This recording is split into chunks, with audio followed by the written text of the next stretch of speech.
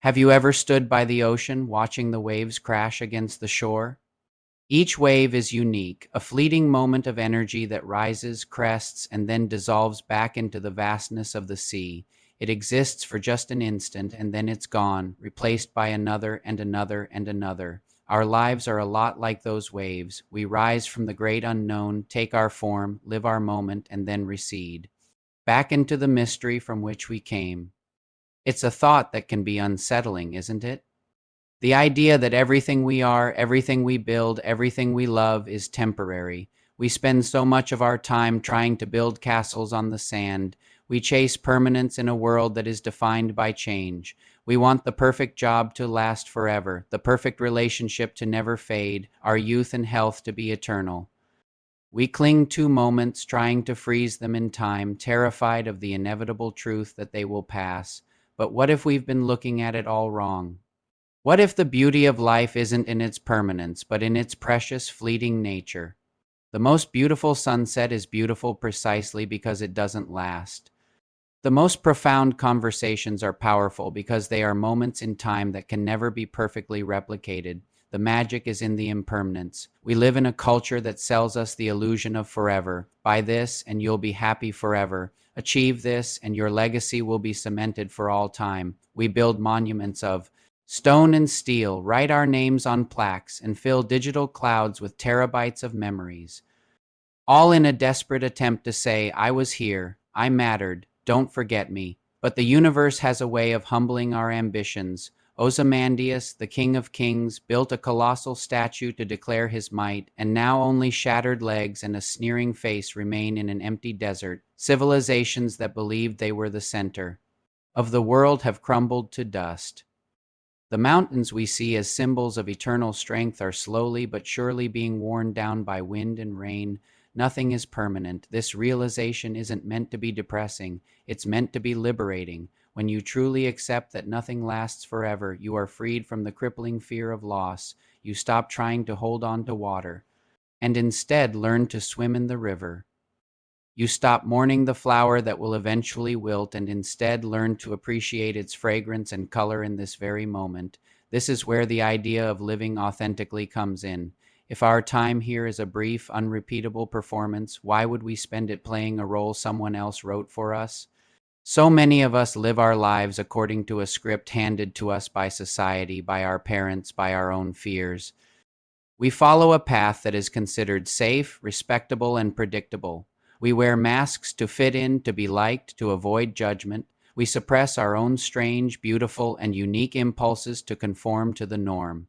But what a tragedy that is, to have this one wild, precious life and to spend it as a watered-down version of yourself.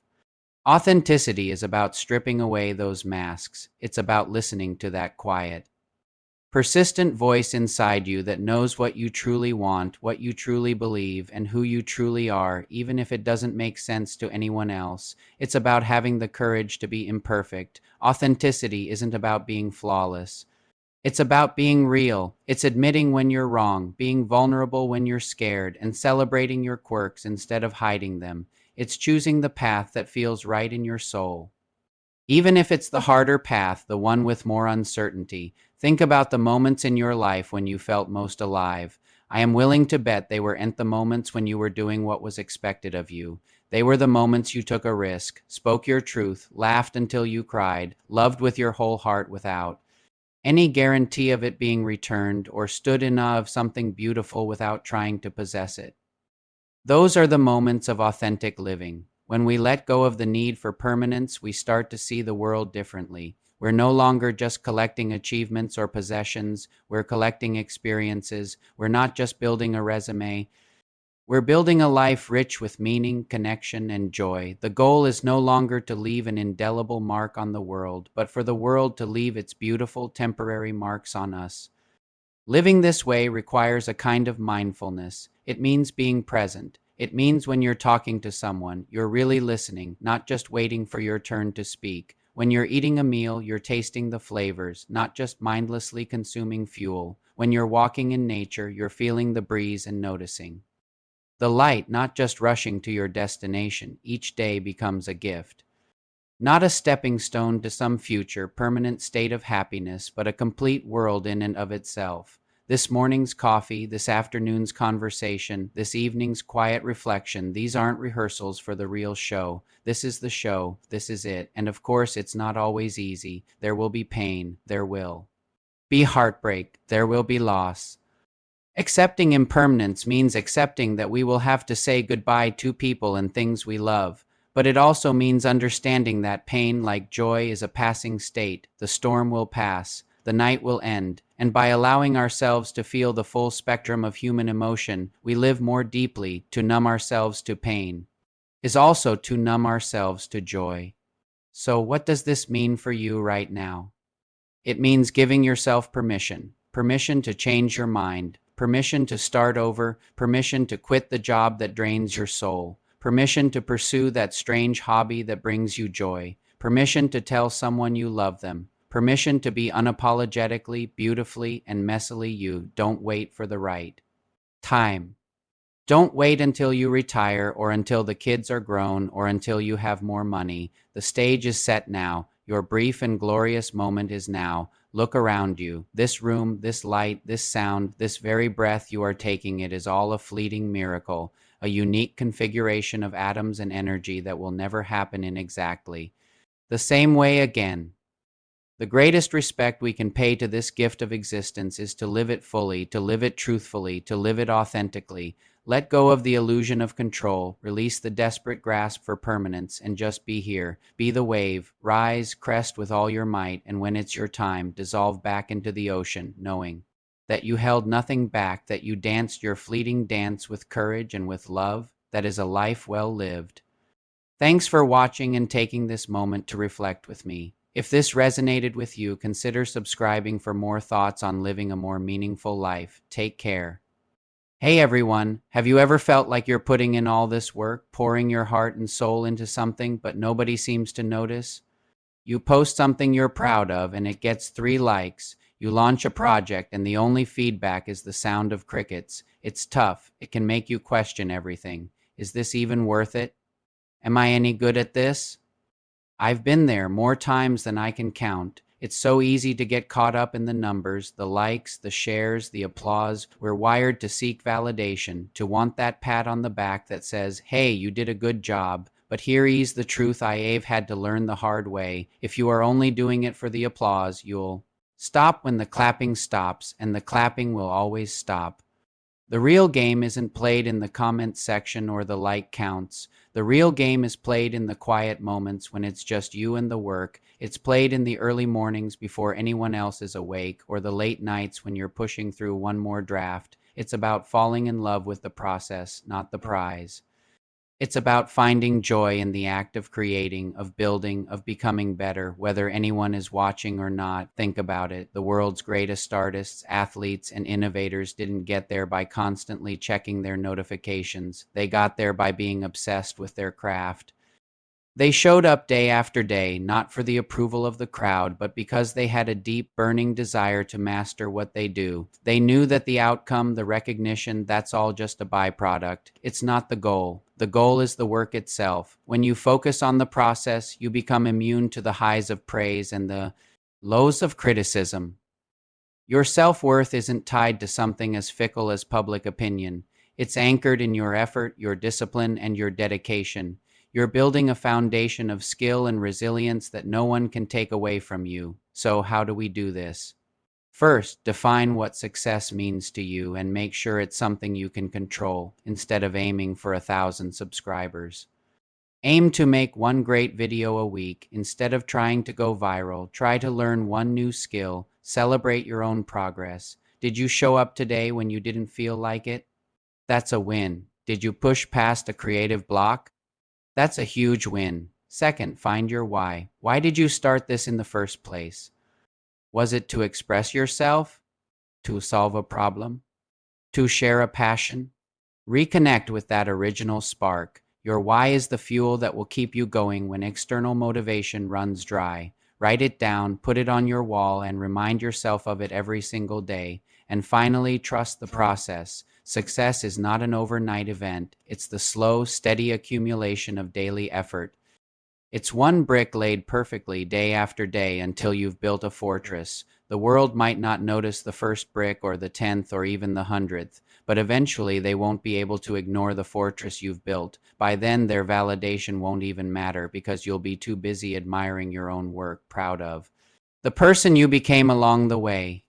So go ahead, put your head down and do the work. Do it for you. Fall in love with the grind, the struggle, and the journey. The world will catch up eventually, and if it doesn't, it won't matter because you've already won the most important game of all. Thanks for watching, and I'll see you in the next one. Have you ever felt like you're playing a role? Like every day is a performance and you're just following a script written by someone else? We put on our costumes, the sharp suit for the office, the casual smile for social gatherings, and we recite our lines. We talk about the weather, we discuss the latest trends, we plan for a future that always seems just out of reach. But what if we stopped? What if, just for a moment, we dropped the act? Think about it. We spend so much of our lives chasing a highlight reel. We scroll through social media, seeing curated versions of other people's lives, and we feel a pressure to measure up. We chase promotions, bigger houses, faster cars, all in the pursuit of a happiness that's defined by external standards. We're constantly performing for an invisible audience, hoping for applause in the form of likes, compliments, or envy. But in this grand theater of life, are we even enjoying the play? Or are we just exhausted actors waiting for the curtain to fall? The truth is, this constant performance disconnects us from what's real. It disconnects us from the present moment. We're so busy staging the perfect photo of our coffee that we forget to even taste it. We're so focused on crafting the perfect witty response in a conversation that we miss the genuine connection that is being offered. We are living in a story about our lives instead of living our actual lives. So how do we break free? It starts with a simple yet profound act, paying attention to the here and now. Feel the warmth of the sun on your skin without thinking about how you need to capture this moment for Instagram. Really listen to the sound of a friend's laughter without planning what you're going to say next. Taste the food you're eating, savoring each bite instead of rushing through your meal while scrolling on your phone. This isn't about rejecting ambition or goals. It's about changing our relationship with them. It's about finding joy not just in the destination, but in the journey itself. The journey is your life, the messy, unpredictable, beautiful, and sometimes difficult reality of it. The real you isn't the polished character you play online or at work. The real you is the person who feels tired after a long day, the one who gets excited about a small, silly thing. The one who is navigating this complex world with all their imperfections and strengths. Embracing this reality is liberating. It means you don't have to have it all figured out. It means it's okay to have a bad day. It's okay to not be perfect. When we let go of the need to perform, we create space for genuine connection. We start to see the people around us not as supporting characters in our story, but as complex individuals living their own reality. We can offer them our authentic selves, and in return, we invite them to do the same. The world doesn't need another perfect performance. It needs you, your real, unscripted, unfiltered self.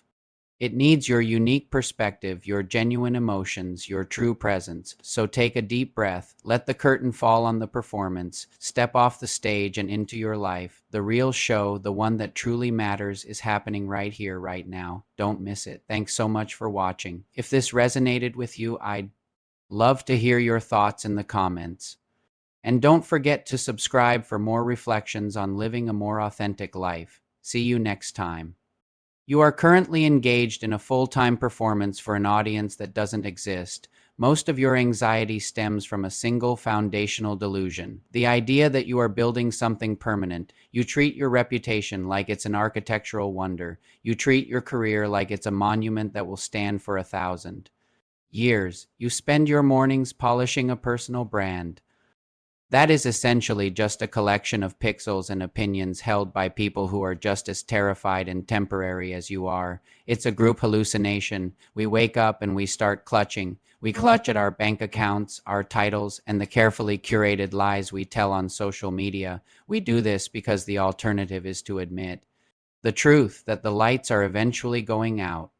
And you aren't taking any of this shit with you. Buddha described this thousands of years ago. George Carlin spent half a century mocking it. It's the same realization. You are a biological accident in a rental car, and you are currently obsessed with the upholstery. You waiting for a permission slip from the universe to tell you it is okay to stop performing. You're waiting for a level up that will finally make you feel secure. It isn't coming. Security is a fairy tale we tell children so they'll go to sleep. The game is rigged, the house always wins, and the dealer is laughing at you in a language you don't understand. Most motivational content is just a different kind of sedative. It tells you that if you manifest harder or grind more, you can somehow beat the house. You can't. Entropy is a law, not a suggestion. Every empire eventually turns into a tourist attraction, and every self-help book that promises you a way to win forever is just another product designed to keep you on the wheel. You think you're broken.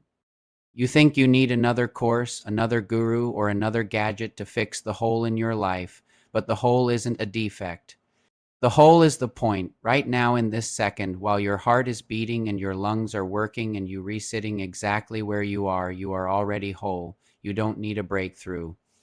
You need to drop the narrative that you are a project under construction. Notice the sounds in the room. Notice the physical sensation of the air on your skin. Notice the thoughts in your head, those ridiculous, looping, repetitive thoughts that you've mistaken for your identity. Those thoughts are just clouds. They aren't the sky. Enlightenment isn't a mountain. It's just the moment you stop trying to be a statue and realize you weigh the water. You are going to die. So is every person you've ever loved. So is every person you've ever hated. Every meme, every stock market gain, every legacy you're trying to leave behind is a whisper in a hurricane. People think that acknowledging this is depressing. It isn't.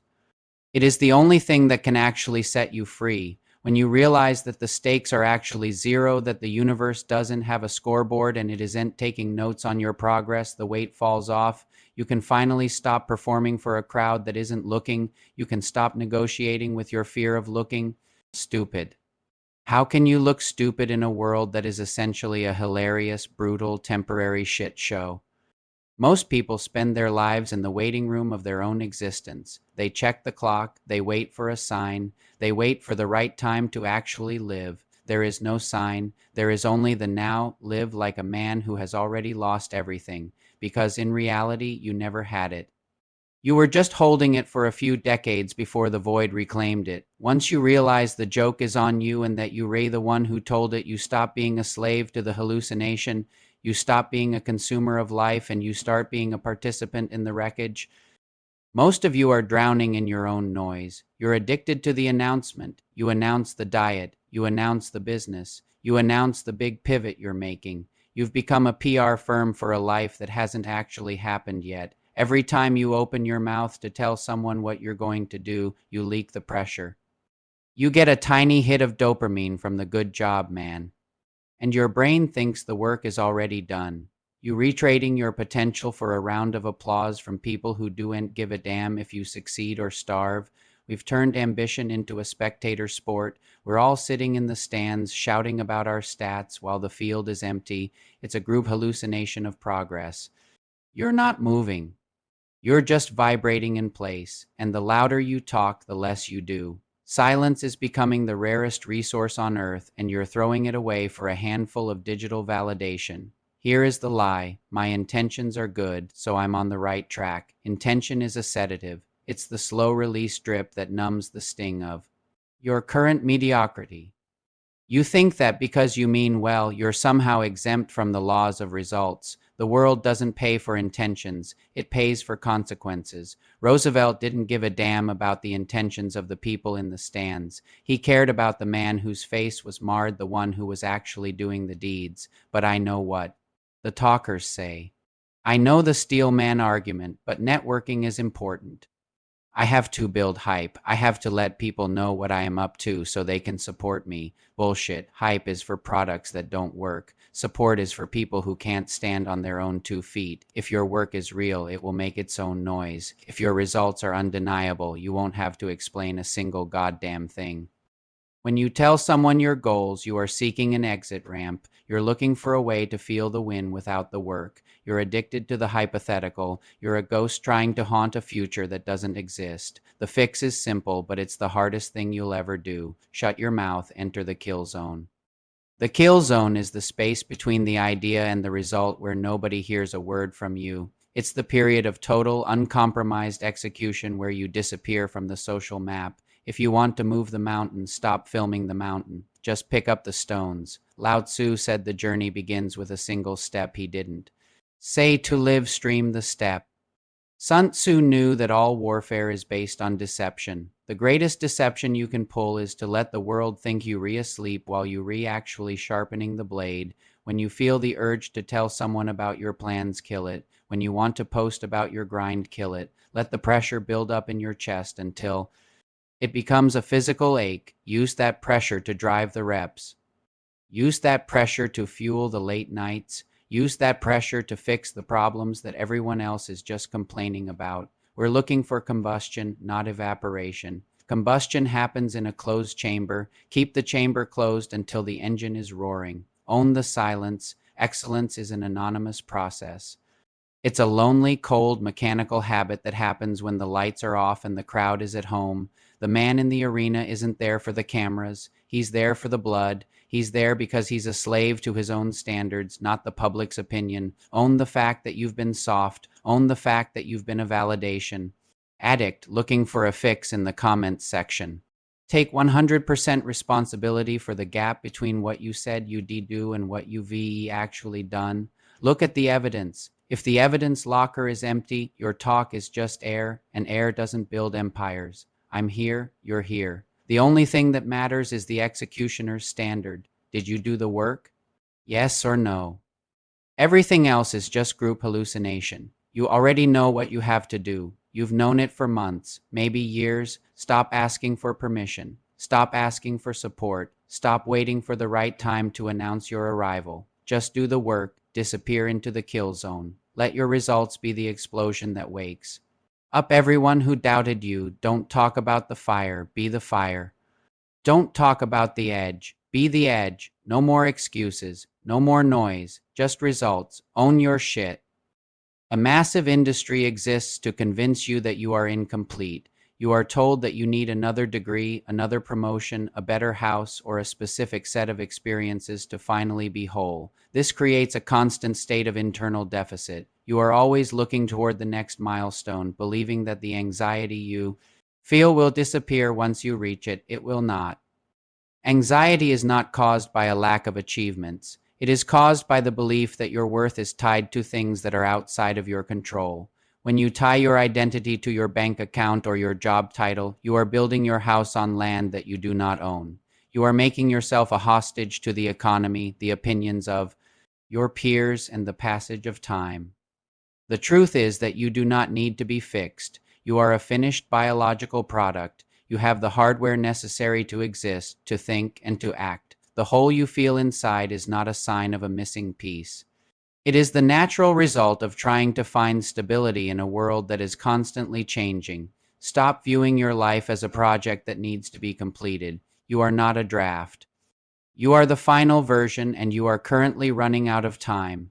Most of the stress you experience is the result of a single fundamental error in logic. You are operating under the assumption that you are building something permanent. You treat your reputation, your career, and your social standing as if they are physical structures that will outlast you. In reality, these things are entirely abstract. They exist only as long as people are around to think about them. You spend a significant portion of your energy polishing a version of yourself that is designed to impress an audience that is just as temporary and distracted as you are. Consider the physical reality of your life. Your body is a biological system with a fixed lifespan. Every cell in your body will eventually cease to function. This is not an opinion. It is a certainty, yet you live as if you have an infinite amount of time to reach a state of readiness. You wait for the right mood, the right weather, or the right amount of money before you allow yourself to be honest about what you want to do by trying to protect a future that does not exist. You ignore the only thing that does, the present moment. You are clutching at shadows and wondering why your hands are empty. So what is the move? If nothing matters and the game is rigged, why bother?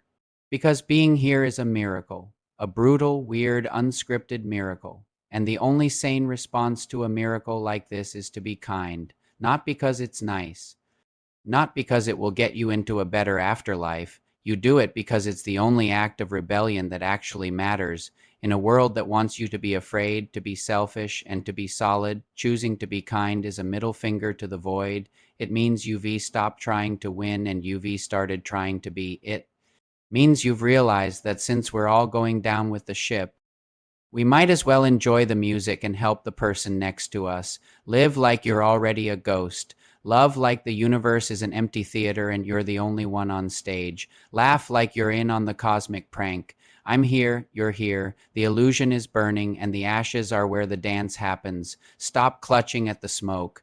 Stop waiting for permission. Stop pretending you're going to live forever. Burn the story. Claim the ashes. Smile at the dealer. Namaste, motherfuckers, and also fuck yeah. Execution is the only thing left. Hey everyone, how many times have you told yourself I'll do it tomorrow? I know I have more times than I can count. That giant to-do list, that new skill you want to learn, that workout you keep putting off. Tomorrow, tomorrow, tomorrow. It's a comfortable word, isn't it? It gives us an escape hatch. But what if I told you that tomorrow is the most dangerous word in your vocabulary?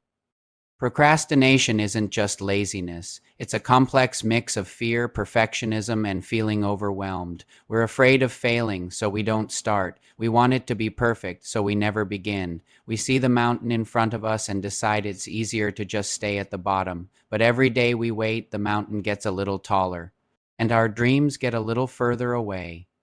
Motivation is what gets you started, but discipline is what keeps you going. Motivation is like a spark. It's bright, it's exciting, but it burns out fast. You can watch 100 motivational videos, read a dozen inspiring books, but if you don't build discipline, that fire will die down the moment things get tough.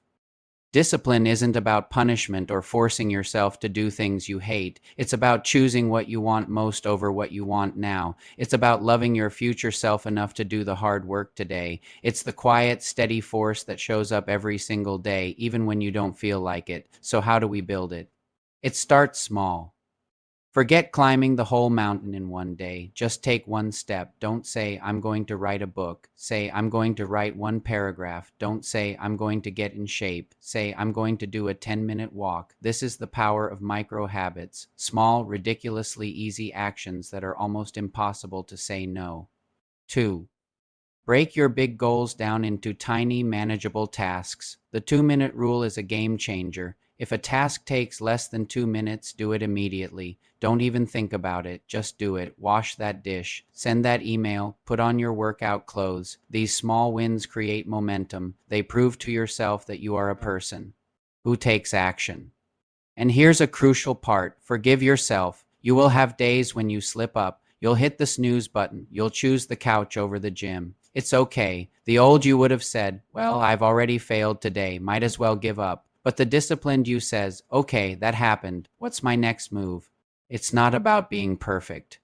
It's about getting back on track faster each time. Discipline is a muscle. The more you use it, the stronger it gets. Every time you choose action over delay, you're doing another representative. Every time you show up when you don't want to, you're building strength. It won't be easy at first. Your brain will fight you. It will scream for comfort and familiarity, but you have to be stronger. Then your feelings, imagine your life 1 year from now. What does it look like if you keep saying tomorrow? Now, what does it look like if you start today?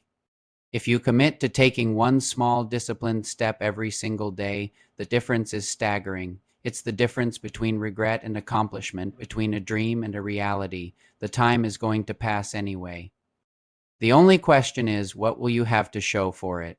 Stop waiting for the perfect moment. Stop waiting for motivation to strike. It won't. Create your own momentum. Take that first tiny step right now, not tomorrow, not in an hour. Now, the future you are dreaming of is built on the actions you take today. You have the power. Use it. Thanks for watching. Go take that first step.